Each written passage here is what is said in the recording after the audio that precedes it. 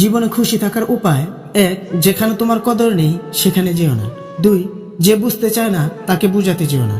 3. যে সত্য বললে রেগে যায় তার রাগ কখনো ভাঙিও না। 4. যে তোমার চোখের নিচে নেমে গেছে তাকে কখনো উপরে তোলার চেষ্টা করো না।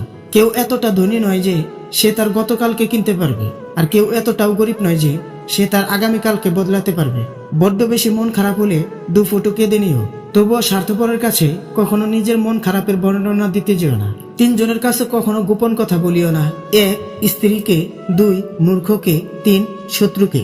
কাক কালো, কেউ তাকে ভালোবাসে না, এমনকি খাঁচায় আবদ্ধ করে পুষতেও চায় না। ঠিক তেমনি ভাবে মানুষ মুখে যতই বলুক আসল সৌন্দর্য মনে, কিন্তু সবাই ঠিকই ছুটে সাদা চামড়ার পিছনে।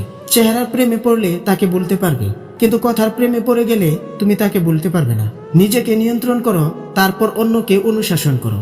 নিজে নিয়ন্ত্রণ হলে অন্য কেউ নিয়ন্ত্রণ করতে পারবে। নিজেকে নিয়ন্ত্রণ করাই কঠিন। আমরা যখন কথা বলি সেই সময় আমাদের শব্দগুলোকে ভালোভাবে নির্বাচন করা উচিত, কারণ এর ফলে শ্রোতার উপর ভালো কিংবা খারাপ প্রভাব পড়তে পারে। সাপ এড়িয়ে পথ চলা যায়, কিন্তু পাপ এড়িয়ে পথ চলা যায় না।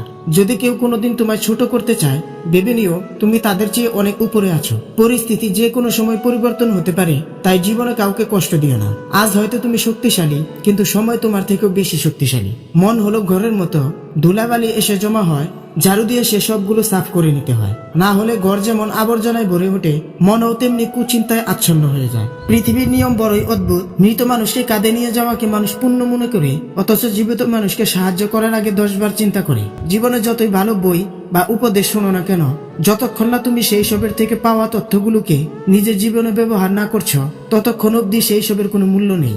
জীবনের প্রতিটি ক্ষেত্রে কি পেলাম সেটা বড় প্রশ্ন নয়, বরং কি করেছি সেটাই বড় প্রশ্ন। কেউ যদি তোমাকে অবহেলা করে, তাহলে দোষ তার নয়, দোষ তোমার, কারণ তুমি তার কাছ থেকে বেশি আশা করে ফেলেছো। পৃথিবীতে সবচেয়ে অসহায় সে যে নিজের রাগ, অভিমান, কষ্ট কাউকে দেখাতে পারে না, একটু চিৎকার করে কাঁদতে পারে না, শুধু চোখের জল লুকিয়ে হাসে।